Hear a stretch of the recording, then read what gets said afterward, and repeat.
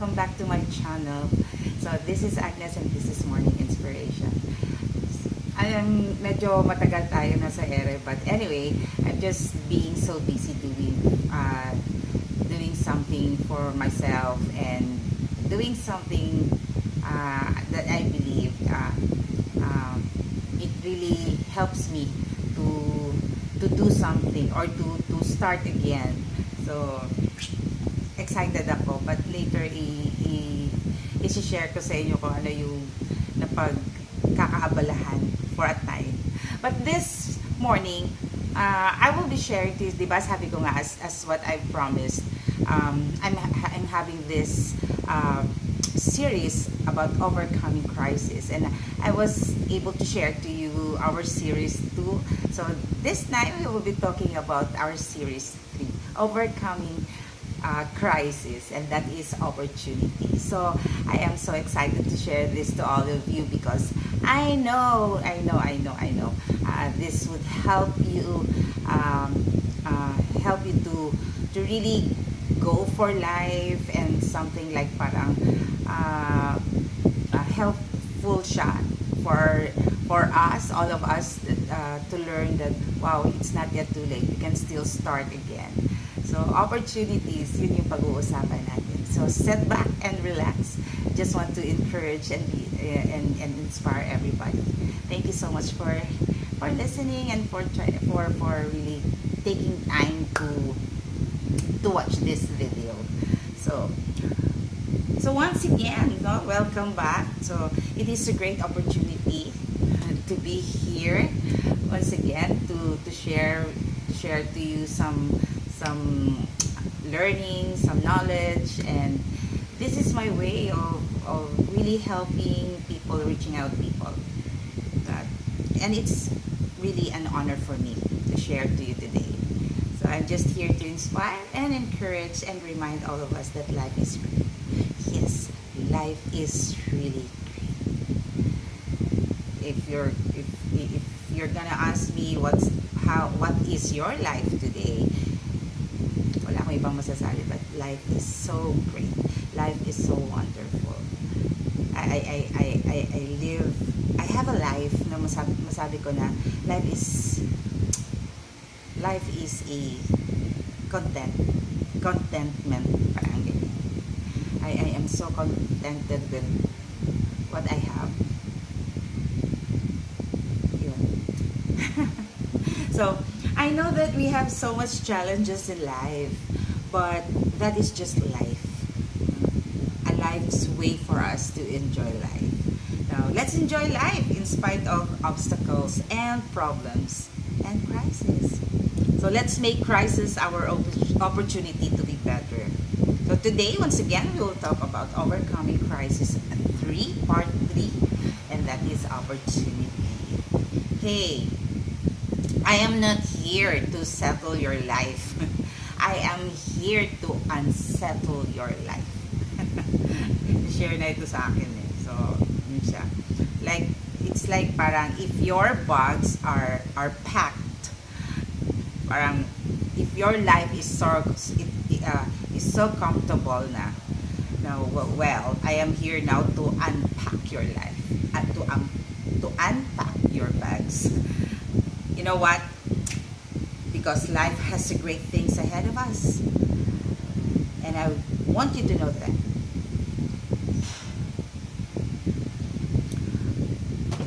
a lot of people miss so many opportunities because they are already comfortable. It's not good to be comfortable. I tell you, it's not good. Akala natin okay lang siya. Ang okay ay hindi okay. So once again, it's all about opportunity this time. So what is opportunity?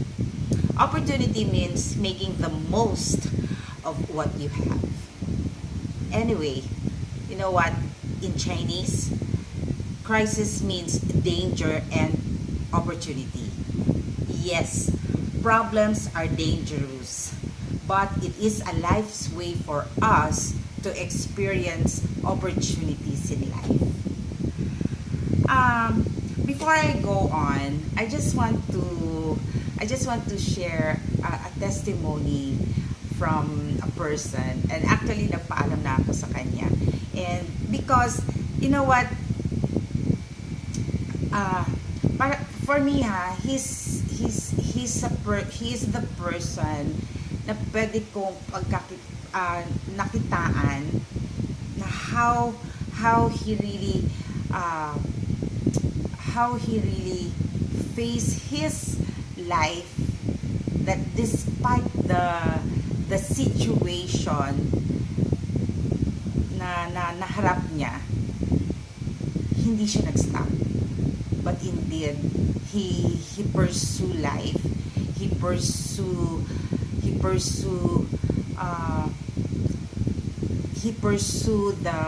the position or the success that he has right now. And by God's grace, now you know what, all the potentials and the skills and the talents and the abilities na meron siya, he really worked for it. And right now I am now seeing him a very successful one, and I know right now he's continually unleashing the more potentials and the more skills and talents that he has, because I know it will bring him into another level of success. And that's my husband, that's Joel. Nakita ko, I saw him how he handled himself in times of his crisis in life, and hindi ko siya nakitaan, never ko siya nakitaan na nawalan siya ng kumpiyansa sa sarili niya. It's just that siguro, or maybe because of the support, because of my support. So thank you so much. I'm not bragging, or I'm not boasting about what I did, but it's more of giving him the moral support, and that somehow helps him a lot to really have that confidence on how to really continue walking on the journey of his life. And right now I am so blessed and so grateful of having a good husband, a good provider. So I am so thankful with the Lord. Actually, I'll be having 12 things to be grateful, in this 20 not just in 2019, but in the entire life of mine. So meron ako i-share na mga ganyang lang naman. So yun siya. So yun yung isang tao na nakitaan ko for having the while trying to meditate this topic. So kaya ko siya na-share, and thank you so much, babe, for allowing me to share your testimony. So let's continue. So you know what, that when Rick Warren says that life is a series of problem solving opportunities, the problem you face will either defeat you or develop you depending on how you handle them. That's really true. Kasi ang husband ko, nakita ako talaga siya na how he really handle things in life. Yung mga grabing situation, hindi madali, na having three mga bata pa, and then suddenly in his almost 10 years in his job, and biglang mawala sa kanya. And our kids then, they were just in their grade school, mga grade schoolers pa sila. Yung dalawa, yung youngest namin, si Adrian, toddler pa lang that time. So syempre kung iisipin mo, pag nawalan ka ng trabaho, ako that time naman, I'm just a simple housekeeper, but you know what, hindi ko siya nakitaan na nanghihina siya. But you know what, he he really handle the things well, and continue lang siya sa life. Yun ang nagustuhan ko sa kanya. That's why I really looked up to him. So, it says here that do not be afraid of problems because they are just an opportunities. And because of what happened, no, na nung time na nawalan siya ng work, and ang daming mga nangyayari after noon, and somehow, you know what, nakitaan namin ng malaking opportunity nung time na yon. The reason nawala siya dun sa trabaho niya dati, it's because God is really preparing for him for a bigger one. And kung i-share ko sa inyo lahat kung ano yung mga na-receive namin after that storm, wow, masasabi mo talaga na God is really faithful, and God is really a good provider too. No, kasi hindi kami hinayaan ni Lord. God, kumbaga, triple sa mga nawala noon. So, yun siya. So, masarap ang life. Life is so great. Life is so great. So, do not be afraid. Just face the problem. Take it positively, and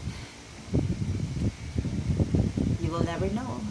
It will bring a great opportunity in your life. So, whatever the crisis that you are into right now, just try to focus it. Do not let that crisis in your life today will bring you into something that alam mo yung mawawalan ka na ng kumpiyansa sa sarili mo. Take it positively. Just handle it with all the what's this? All the hopes inside of you. Because you will never know. You will become a somebody someday. You know what? That is why we need to realize that God wants to use problems for good in our lives. You know what Paul says in Romans 8:28? He says that we know that God causes everything to work together for good of those who love God and called according to His purpose for them. And nako, ang dami-dami kong mga pwedeng i-pinpoint na mga tao na alam, nako, mas grabe pa sa napagdadaanan ng mga iba. But you know what? They became so successful in their lives, and not just in one area, but in all areas of life. That's because of the reason na they just parang yes, storms is so parang wow, what you can see is everything is darkness. But you know what, when you take all the storms in life so lightly and so positive attitude na meron ka, you know what, parang time will come, you will just realize na, wow, God really allow it to happen because somehow it changed me, it transformed me. Parang buhay ko lang din. The reason why it happened, no, nagkaroon ako ng problem sa marriage is because during that time I was like parang comfortable na ako sa ganun lang.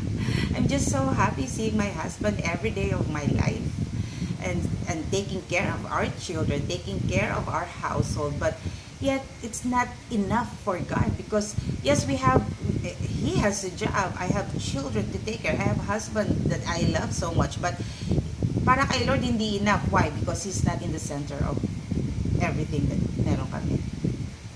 And maybe yan, na-allow talaga yun. Alam mo yung na-unpack lahat. Eh, tinitingnan ko sarili ko, yung life ko, parang cabinet. Kung ang cabinet mo, gulong-gulo, di ba ang gagawin is tatanggalin lahat. Tatanggalin lahat yung laman ng cabinet mo para i-arrange. I-arrange kung saan ilalagay yung mga puti, ilalagay kung saan yung mga colored shirts, mga ganyan. So, para i-arrange yung naka-hanger. So, parang ganun yung life ko before. That's why God unpacked everything, because He saw me that I live like a comfortable life and it's not good. And somehow, because of that, I learned to know God. I learned to accept to myself that I really need to be changed. I really need to be transformed for me to become a somebody, and for me to learn, and for me to seek and to search the the the something that I need to, what's this? I need to see the good things in me, or the best things inside of me. That's the talent, that's the skills. And I was able to search it. Na wow, binuhay ni Lord. Meron pala talaga ako sa arts. That's why, the reason medyo matagal ako nasa Eretz, because I'm busy doing all this stuff. And soon, this will become my business. No, I'm busy doing this, what's this? Decorative bottles. And soon, I will be coming up with many designs and colors. And I'm just having this one, a very simple one, but I know this is something like wow, because there's love inside. And nagagawa ko siya because I am so parang, I love what I am doing. Well, I guess that's the best thing na meron tayo dapat. We need to love what we are doing. Just like having our family. If we love our family, then we will take care of them. If we love our husband, then we will take care of our husband, because the moment the result of them is the result of us. Paano natin sila inaalagaan. And yes, this will be my business soon, and you can, pag ano ko na siya, nagawa ko na lahat-lahat, naka-create na ako ng mga different designs, different colors, then mag-a-accept ako ng mga orders na kung ano yung gusto niyong color, para yun ang, di ba? Pero bago tayo malayo, tatapusin natin ito. So, it means that everything that is happening in our lives is meant for good. Just like what Albert Einstein says, no? In the middle of difficulty lies opportunity. So, today, I will be giving to you 3 things about opportunity. Number 1. Number 1. Every problem is an opportunity to start again. Because problem is our fresh start. Alam nyo, itong sinishare ko ngayon sa inyo, this is so real to me. This is super real. Parang ano lang din, you know what? Parang struggle so real. But anyway, gusto ko i-share sa iyo about Henry Ford. You know what? Henry Ford, he has this statement. He says that failure is only the opportunity more intelligently to begin again. No? And this time, more wisely. No, it makes more wiser, more clever, more creative. Yeah, that's true. Because we are born to be we are created to be creative. You see, tingnan nyo. Ang dami-dami ko. And marami pang nakastack here, and excited ako to really do it na. Gusto mo, alam mo yung kung ano, iba kasi ako, kung ano yung nandito na, gusto nakikita ko na kaagad, physical. So, excited ako. I need to buy the materials that I needed, that I will be needing. So, more creative, more intelligent, more careful, and more effective. So, you know what? That Henry Ford started the first and biggest car assembly line in the world.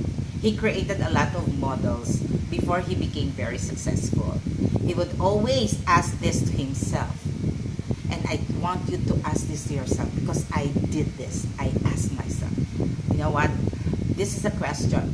What am I going to do today to improve myself? Now, why don't you try to ask yourself that question? What am I gonna do? What am I going to do today to improve myself? Kasi nung tinanong ko yan sa sarili ko, that's, merong something inside of me na parang, alam mo yung nag-burn inside. Nabubuhay yung mga dreams. nabubuhay yung mga gusto kong mangyari sa buhay ko.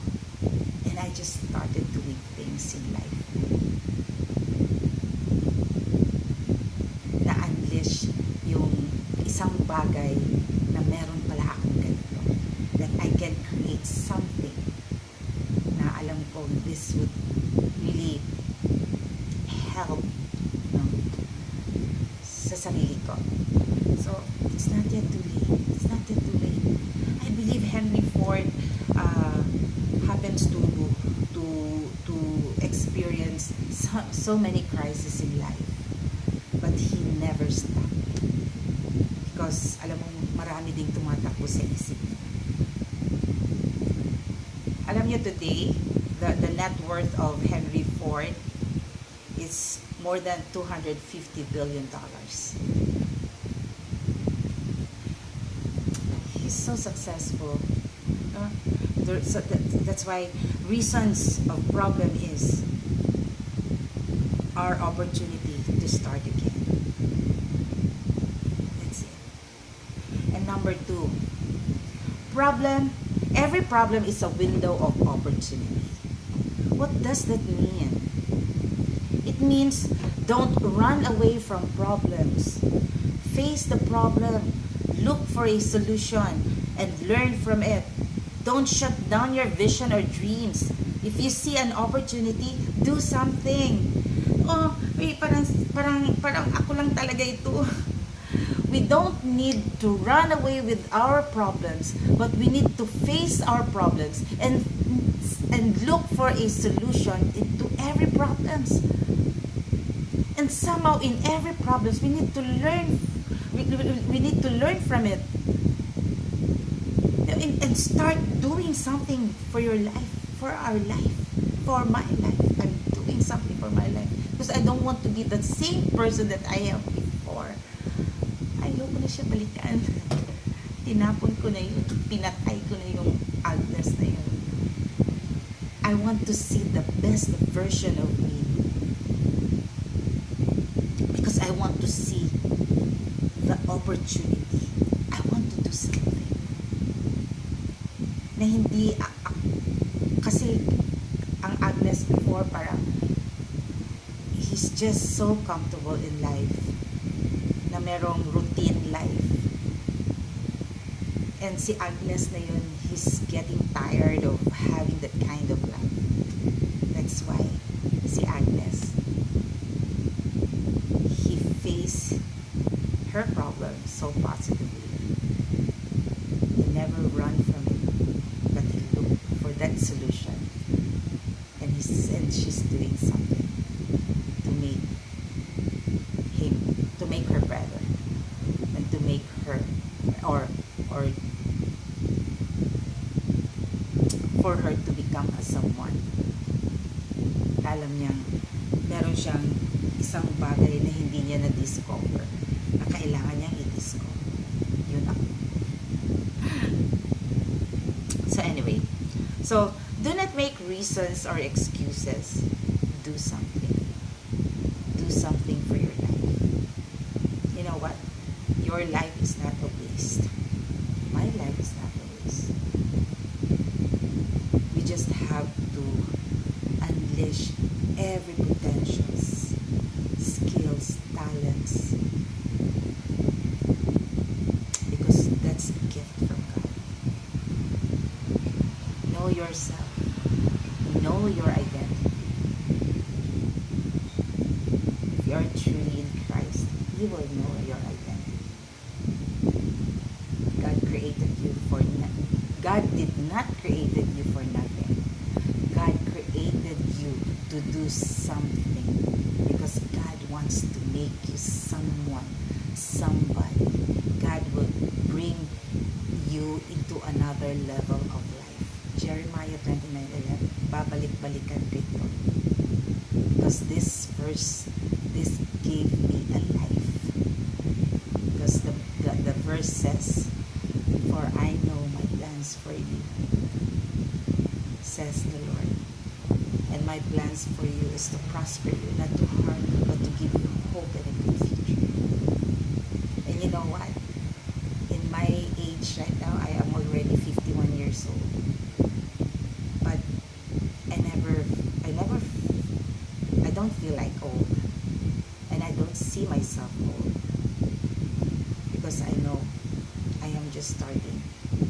do something for my life. And I'm making those opportunities and I'm making those problems to have an opportunity in life. That's why I am encouraging all of you, wherever you are, whoever you are right now listening, I am now encouraging you. You have lots of potentials inside of you. You have all the talents and abilities in life. All you need to do is to do something to make your life better and to see the best version of you. Amen. Let's continue. So, it says here that excuses will always be there for you. Opportunity won't.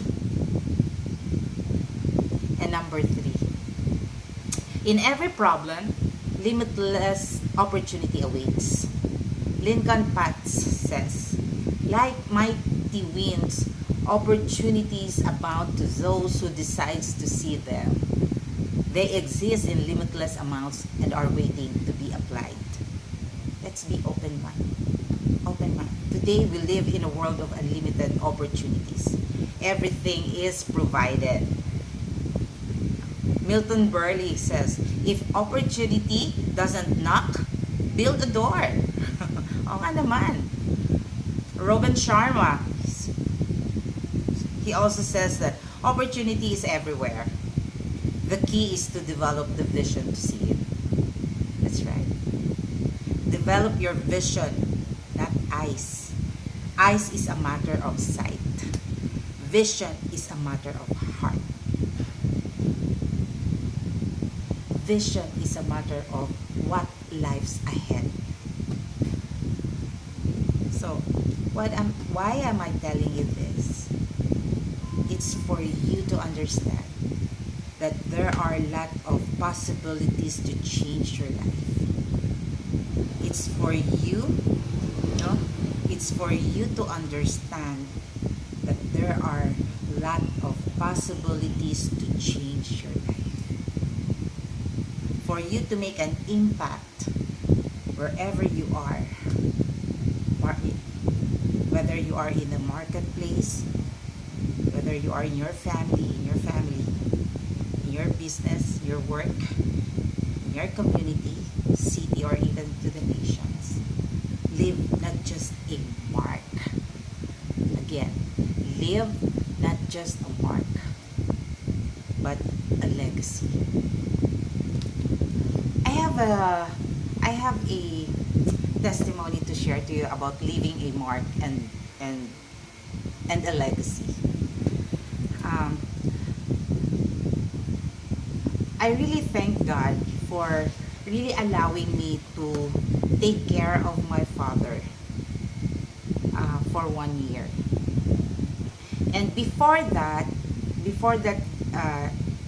opportunity or a privilege to take care of my papa, I saw him. You know what? He's a man of integrity, and he's a man of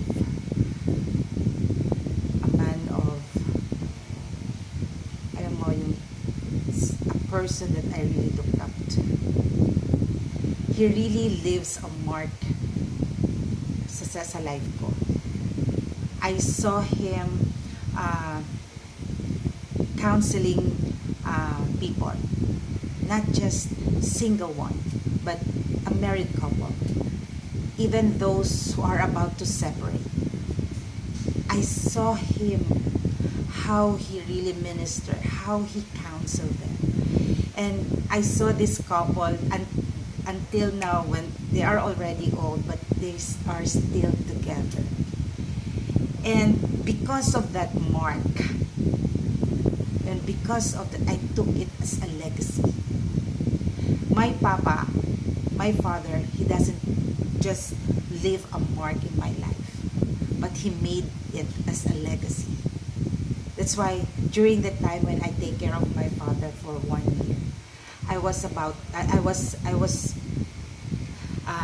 in a one room that during the time, and I was able to sort out all his hard works. Kasi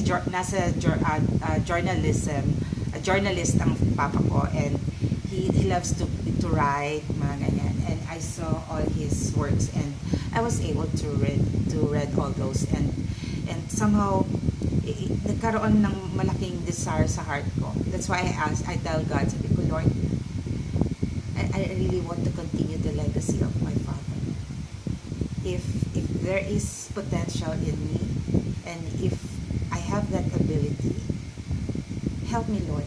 Because if I see myself during the time, sabi ko kay Lord, if I see myself now, I really don't know what to do.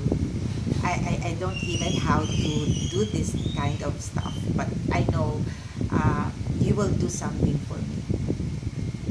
Yung simple na sinabi ko lang kay Lord, sabi ko, Lord, I really want to continue the legacy of my father. I want also to help married couple.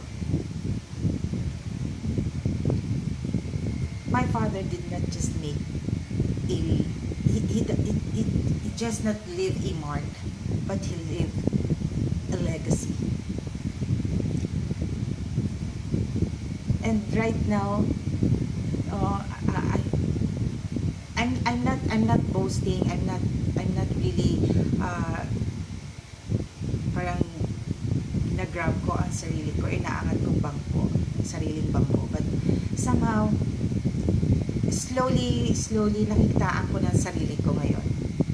And I am so blessed and so grateful that minsan tatawagan ka pero magpapakansel. And may nakitaan ako ngayon na they were so in love because of the things na alam ko it's all by God's grace. God is just doing something for my life. And I am so blessed. And I am so thankful for the Lord. Kasi sa isang bagay lang na hiningi ko kay Lord, na sabi ko kay Lord, I just want to continue the legacy of my father. If this would help people, then let it be, and so be it. And I'm so happy doing it. That's why, to all of you watching right now, to all of you listening right now, I may not be a perfect person telling you about this, sharing to you about this. Hindi man maganda ang grammar ko, ang delivery, but it doesn't matter to me. What important to me right now is I'm just sharing something na alam ko meron tayong pwedeng mapulot. There is something that we will be able to learn. And all these things, nangyari lang siya nung binigay ko buong-buo ang buhay ko kay Lord. At hindi ko yung pagsisisihan. I will never, ever regret of giving my life to God.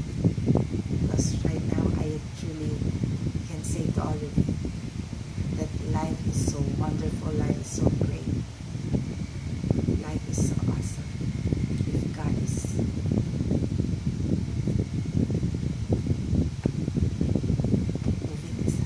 moving in our lives. So that's it. I really pray that all of you are so inspired and encouraged while you are listening to this time. And next time, I will be sharing to you the number 4 series. And yun, thank you everyone for watching. Thank you for listening. And please don't forget to follow me on my page, Morning Inspiration. And don't forget also to like, share, and subscribe my YouTube channel. And watch out and excuse me, watch out for my handiworks, my arts, my decorative bottles soon. Magsu-showcase ako kasi magkakaroon ito magiging business ko na siya soon. So So, thank you once again, everyone. This is Agnes, and this is Morning Inspiration. God bless you all.